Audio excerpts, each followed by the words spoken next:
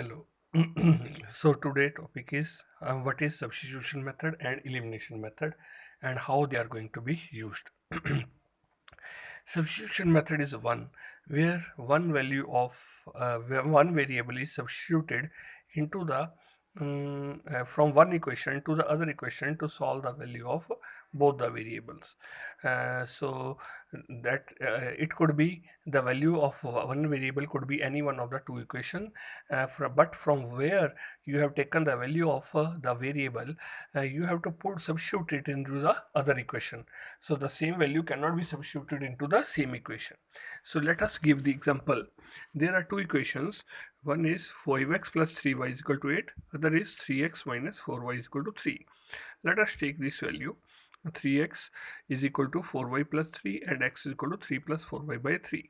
So we have taken the one value x in terms of y from this one, and then we will substitute the value in equation 1. So we will put here, so it will be 5 into 3 plus 4y by 3. Now we substitute the value 5 into x 3 plus 4y upon 3 plus 3y is equal to 8. We take the LCM, you get the solution, and you will get the value of y is equal to 9 by 29.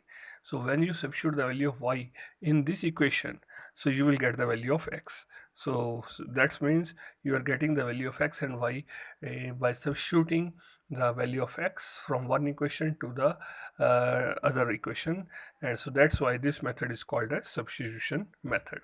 Now there is a second method. So by you are going to solve these questions, such kind of questions, by using these techniques.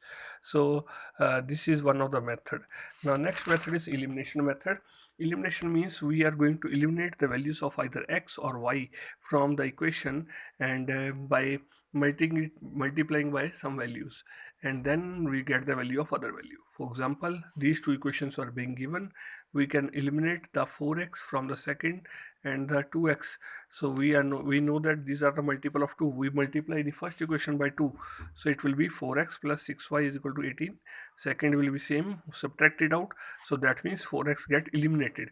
So eliminated means it get removed out, so you get the value of y, and when we put the value of y, so you substitute the value and you get the value of x. So there, this method differ from the first method in the way that in first method we are going to use the substitution, here we are using the elimination. So both the kind of questions have their own advantage as well as own disadvantage. So try to use as much as questions by using both the method separately.